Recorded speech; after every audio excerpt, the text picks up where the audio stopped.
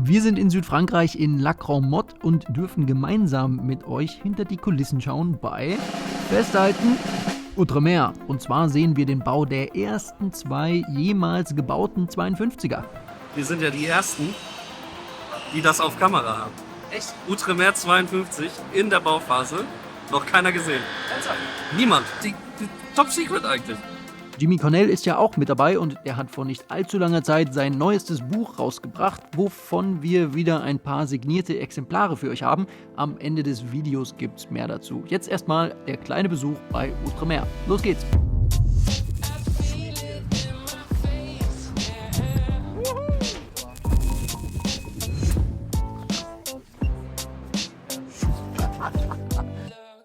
Outremer positioniert sich selbst als der Maßstab für Blauwasserkatamarane. Der Bereich ist uns ja schon mal ziemlich sympathisch, ne? Es wird aber noch besser, denn sie sind nicht nur bekannt für ihren qualitativ wirklich hochwertigen Bootsbau, sondern auch ihre äußerst gute Performance. 14 Knoten? Na, 13,7. Kannst du mal die Heckwelle filmen? 1984 wurde der erste Rumpf gebaut und seitdem sammeln die verschiedenen Modelle eine Auszeichnung nach der anderen ein. Seitdem 2017 dann auch noch Elena und Riley von La Vagabond mit einem Outremer 45 unterwegs waren, ist der Bekanntheits- und Beliebtheitsgrad des Herstellers nochmal auf ein ganz anderes Level gestiegen. Die beiden haben mit ihren Kids den wahrscheinlich bekanntesten Segelkanal auf YouTube überhaupt. Nur für den Fall, dass es bei dem Namen jetzt nicht Klick gemacht hat, ne? Und Jimmy Cornell ist 2020 auch mit einem Outremer gestartet, mit seiner Aventura Zero. Für eine Zeig uns dein Boot-Folge haben wir uns ja mit ihm auf seiner ehemaligen Garcia 45 im selben Hafen getroffen. Daher jetzt die Verbindung für uns und hier sind wir. Jimmy besticht hier alle mit seinen Büchern. Kommt immer rein und sagt, hier hast du ein unterschriebenes Buch. Achso, ich habe hier eine Filmcrew, kann die mal eben gucken gehen? Da wieder Buch in der Kralle. Ich wünsche euch noch viel Spaß. Dankeschön. Ja, dir auch noch. Vielen Dank.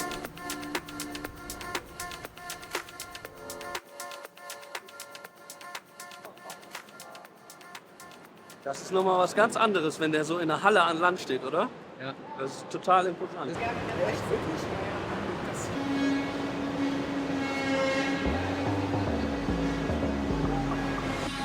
Das ist ein Brett. Ja. 52 Fuß, Outremer. Das ist eine Ansage.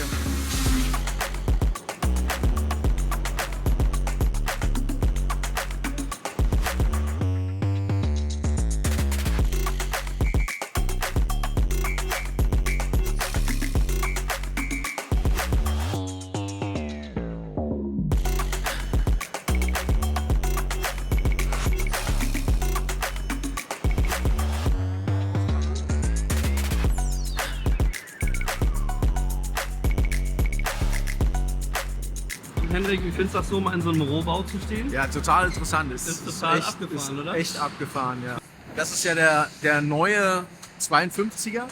Gibt es werden 2 Stück gerade von gebaut. Das ist der zweite, da drüben ist der erste, der Nachfolger vom 51er. Ja, sie haben ein bisschen was verändert. Die haben jetzt wirklich die Neuerung, ne? 2 Schotten aus Vollcarbon. Ist es eine Neuerung? Das ist die Neuerung in den 52er. Die beiden Schotten sind aus Vollcarbon und die sparen damit wohl ungefähr 250 Kilo. Und das war früher wohl eine Zusatzoption, jetzt ist es Standard und sie haben im Innenbereich die Aufteilung vom Layout geändert. Also einfach ein bisschen moderner gestaltetes Layout. Das sind so die hauptsächlichen großen Änderungen.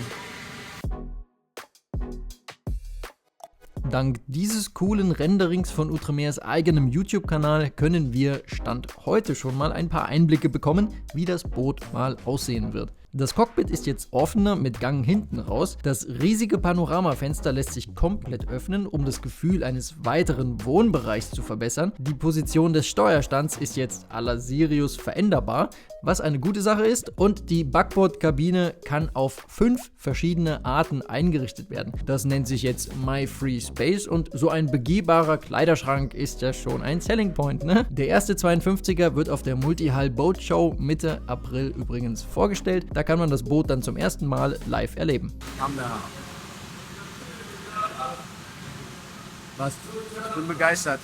Wie im Spieleparadies für Kinder hier, oder? Ja, genau, wie im Spieleparadies für Kinder. hier sieht man super gut, wie der Aufbau der Wand ist. Ja, weil gestern haben wir ja die Sachen mal hochgehoben zum Deckel und so weiter. Die sind ja echt leicht. Ja. Ne? Und hier sieht man das auch. Hier hast du die Sperrholz und in der Mitte hast du den Schaum dann drin. Deswegen ist es so leicht. Deswegen sind die auch wesentlich teurer, weil es leichteres Material ist und trotzdem sehr stabil als die ganzen anderen Geschichten. Ne? Behaupte einfach mal, das dauert nicht lange, da hast du gar kein Sperrholz mehr, sondern nur noch fundiertes Aluminium. Das kann sein, ja. So it's a compromise. So this sandwich structure, this is half the weight of solid wood. Ja. If you are a big builder like Bavaria, Veneto, you can't use that because it's not fast enough to build. So you use solid wood. If you are gunboat, you will use Nomex, which is even lighter, Okay. but it's crazy expensive. Okay. So for Outremer, we feel we have to draw the bar somewhere where it's good value for money. ja. On the gunboat, value for money is not relevant. We don't care. Ja. It's only the best, whatever the cost. Okay. Gunboat baut auch auf dem Gelände in La Cromotte. Die gehören ja auch zur Grand Large Yachting Gruppe, genauso wie eben Outremer, Garcia und auch Allure. Die Namen, die sind ja bekannt. Bei Gunboat allerdings sind wir an dem Tag nicht reingekommen, obwohl Jimmy sein Bestes getan hat, ja, um uns einzuschleusen. Die Halle von Gunboat ist auch dezent etwas länger. So. Und die Tore etwas breiter. Bei dem, was die bauen an Segelkatamaranen, da spielt Geld überhaupt keine Rolle. Das geht in die zweistellige Millionenhöhe. Du, das kann man nicht glauben. Die bauen 2 Gunboat 80. 2 Gunboat 80. Wie viel kostet eine? 6? Ja, 2? 12. 15. Was? 15? 20. 20? 20 Millionen? und der Eigner ist 81 Jahre. 81 Jahre alt. Aber deshalb kann da viel umherprobiert werden mit neuen Materialien und Bauweisen und manche Neuerungen werden ab und an bei Outremer angewendet. Unter anderem eben die vermehrte Integration von Carbonbauteilen, wie wir schon gehört haben.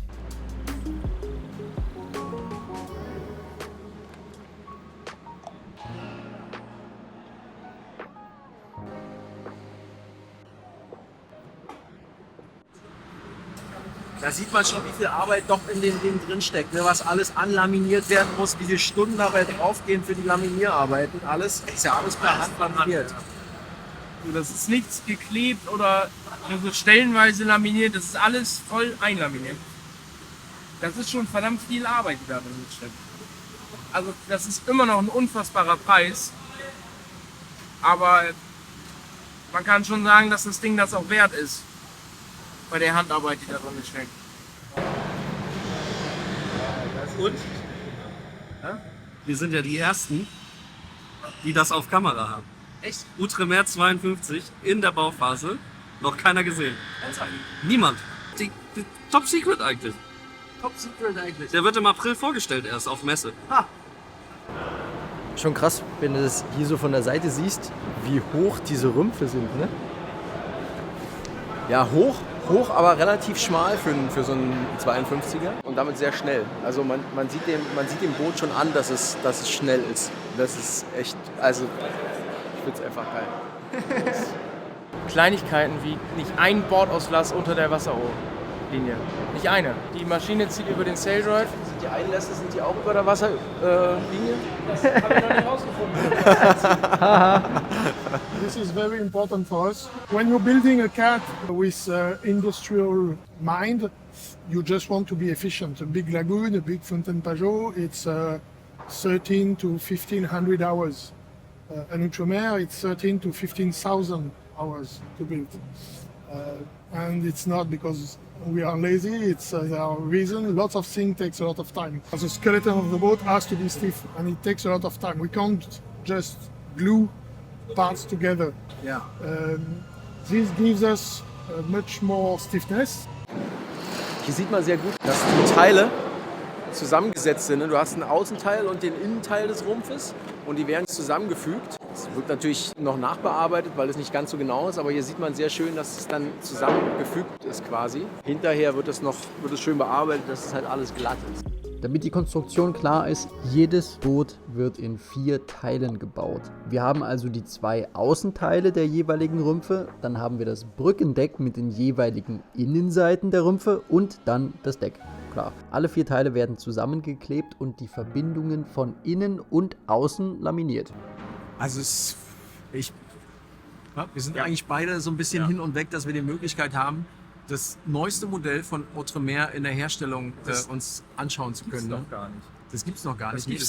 Kommt erst raus und hier hat man wirklich gut gesehen, wie die gebaut werden. Also mit welcher Qualität, mit welcher Genauigkeit die das hier bauen, mit welchen Materialien auch. Also schon nett. Man hat gesehen, warum die Dinger nicht knarzen beim Segeln. Ja, auf alle Fälle. Das ist qualitativ echt eine Ansage. Die sind sehr leicht gebaut, also das Material ist sehr leicht, damit die sehr schnell sein können und es ist alles komplett einlaminiert. Es ist alles steif durch die Laminierung und damit verbindet sich das Boot nicht, es knarrt nicht, viel Carbon auch verwendet.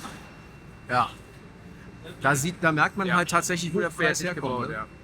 Dazu passt wirklich perfekt eine äußerst wissenswerte Sache in der Konstruktion von Outremer Cuts, nämlich sämtliche Einbauten, also Schränke, Verkleidungen, Küchenzeile etc., sind nicht direkt an den Rumpf oder die tragenden Teile des Bootes angebracht. Stattdessen sind die Einbauten durch angeklebte Schaumstreifen von den strukturellen Bauteilen des Bootes getrennt. Das war jetzt nicht so einfach, die Einbauten schweben sozusagen. Das ist wirklich bemerkenswert und hat einen einfachen Grund. Boote bewegen und verwinden sich etwas in der Welle, manche mehr, manche weniger, Cuts von Outremer definitiv weniger, aber sie tun es und wenn es im Boot keine Einbauteile gibt, die sich gegenseitig berühren oder die an tragenden Elementen anliegen, dann können sie beim Segeln auch nicht knarzen.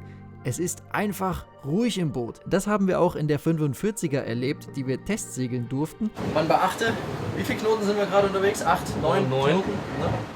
Die Geräuschkulisse hält sich im Rahmen. Das zeigen wir euch in einem der nächsten Videos. Bei einigen anderen Herstellern jedenfalls ist die Geräuschkulisse kaum auszuhalten in der Welle und das ist also ein echter Pluspunkt, sorgt aber natürlich wieder für zusätzliche Arbeitsschritte und höhere Kosten. Man muss schon sagen, das ist schon gut und mit viel Liebe gebaut. Also, da habe ich schon ganz andere Rohbauten gesehen. People are always opposing performance and comfort. Ja. And they are buying a charter-like boat, which is supposed to be comfortable, or a performing one. And you consider that a performing one will be less comfortable. But actually, it's almost the opposite.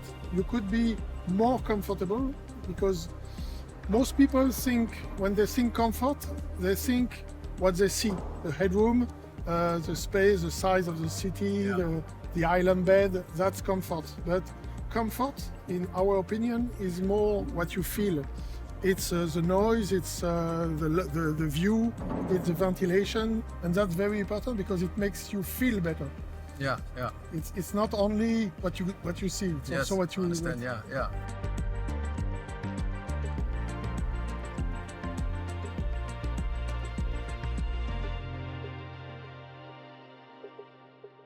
Alte Gefühle über so einen Platz mit Gerüsten und Heizen. Die gehören zusammen. Wieso? Von Lürsen so. Achso.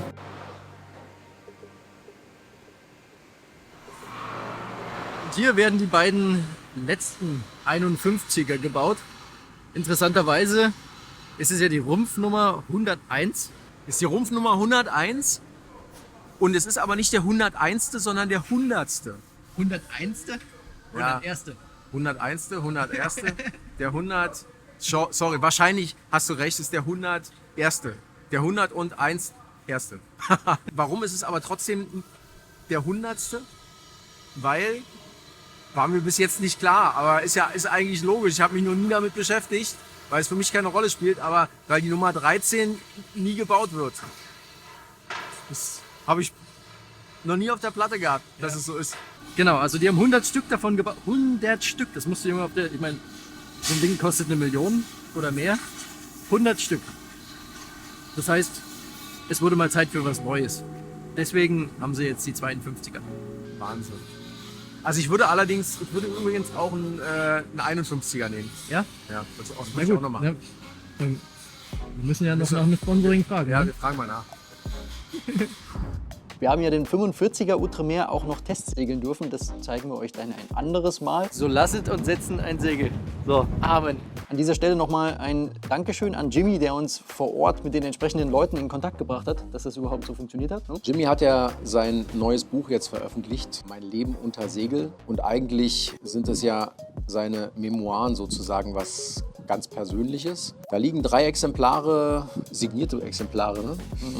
Bei Marc gerade. Und Marc wird die an diejenigen rausschicken, die eins bekommen möchten und auch gleichzeitig noch Glück haben, oder? Okay, das ist jetzt ein bisschen verwirrend. Wieso? Also, wir haben 3 zur Verlosung von Jimmy bekommen. Dafür muss man dann Glück haben. Das sag ich doch. Wenn du eins davon ergattern möchtest, dann schreibe einfach mal in die Kommentare, was du davon hältst, wenn wir bei Werften zu Besuch sind und euch das zeigen. Ja, und noch viel wichtiger, macht einfach mal ein paar Vorschläge, welche Werften ihr gerne sehen würdet. Das finde ich sehr interessant. Ja, aber nur Werften, die uns auch gefallen. Ne? Die uns auch gefallen.